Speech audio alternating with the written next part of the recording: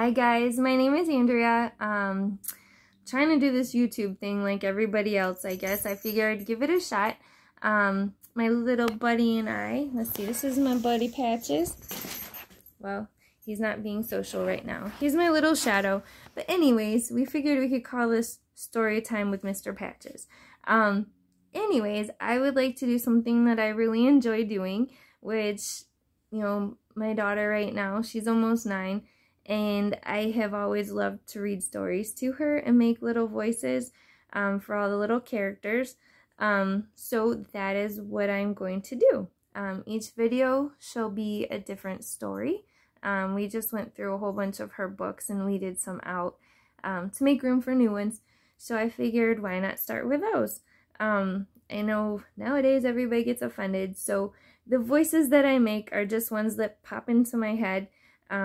They are no likeness to anybody, anything, whatever. So please don't get offended if a voice resembles anybody, in particular, whichever, accents, whatnot. So the first book we will start with is called Otis and the Puppy. This story is Otis and the Puppy by Lauren Long. You'll have to excuse me. I have to keep pausing it because I don't have a stable hand to turn the pages with. It was springtime on the farm where the friendly little tractor named Otis lived. The flowers bloomed, the trees were filled with leaves, and the farm buzzed with the joy of a new season. There were fields to plow and crops to plant, and Otis was right in the middle of it all, working hard. Put, puff, puttity, chuff. And there is Otis with the farm and the animals right there. When the workday was over, Otis, the little calf, and their farm friends loved to play hide and seek. Otis loved to be it, counting 1 putt, 2 puff, 3 puttity, 4 chuff, as his friends ran to hide. When he reached 10, it was game on, and Otis motored here and there, looking for his friends. He found the little calf hiding in a deep thicket of wildflowers. He found the ducks hiding in mud pond. And he found the bull hiding in the haystack. Otis and the animals would play until the sun disappeared behind the trees, making sure to be home before darkness fell. One evening, the farmer gathered everyone up in front of the barn and gently placed a burlap sack on the ground. The sack began to wobble, tumble, and roll. It sat up, stretched to the sky, and went, "Arr, arr, arr." What could be in there? Then out popped a little head. And there are all the animals looking at the burlap sack right there. A puppy! The puppy shook his ears, raised his head to the sky, and yelped out another arr, arr, arr. Then he burst out of the sack and romped around, greeting everyone with wet kisses.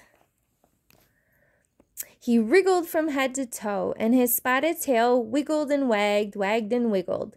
The farm animals smiled as they watched their happy new friend. And then as quickly as he had jumped out of the sack, he wobbled over to Otis, leaned on his tire, yawned, slouched, and plopped off to sleep. The farmer put an old doghouse in front of the barn, scooped up the little sleepy puppy, placed him in his new home, and said, "Good night, little pup." Otis, the little calf, and all of the animals filed into the barn for a good night's sleep.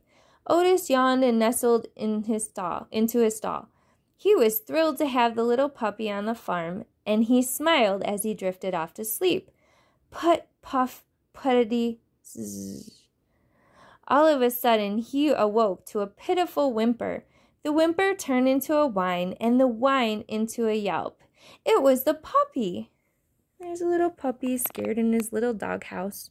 It was dark as midnight. Otis took a deep breath, clicked on his headlights, and putted out to the doghouse, where he found the puppy trembling with fear. He was afraid of the dark. With a chuff, Otis invited him into the barn, where the puppy curled up and fell fast asleep. From that night on, the puppy would slink from his doghouse into the barn with Otis, where he felt safe. And there's Otis and the little puppy. After a day of working on the farm, the two friends would play hide and seek with the others. One day, while it was Otis's turn to be it, he sat counting to 10 while the others hid. 1 putt, 2 puff, 3 puttity, 4 chuff. but the puppy had something else on his mind.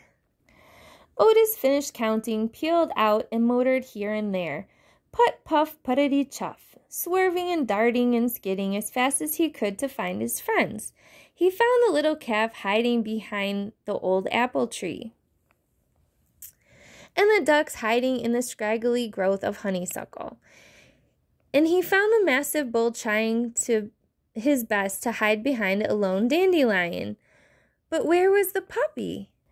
Otis and the animals searched high and low. Even the farmer came to help. But they couldn't find the puppy anywhere. There's them searching. Finally, the farmer stopped the search. "It's getting dark," he said. "Let's continue the search in the morning light." By the time they reached the barn, it was already quite late, and all of the animals went right to bed. He clicked on his headlights and puffed out into the night. Just inside the forest, Otis stopped dead in his tracks. The sounds of the night crackled, thumped, and croaked all around him. His heart pounded as he shook like a leaf.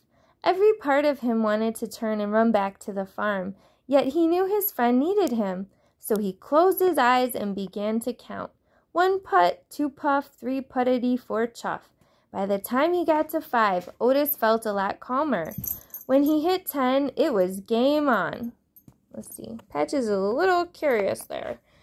All right, there's that. He peeled out and motored here and there. He swerved and darted and skidded and flashed his headlights everywhere in the dark night.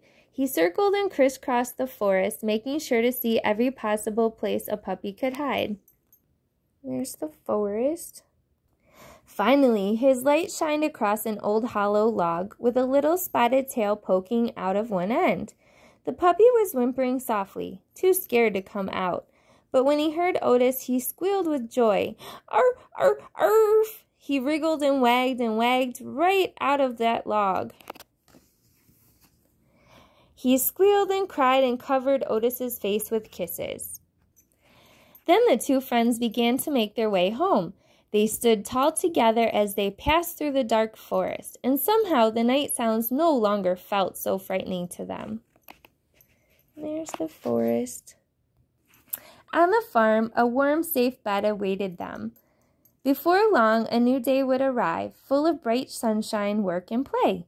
The end. And here is Otis and his puppy, and little geese over there. So that concludes today's story.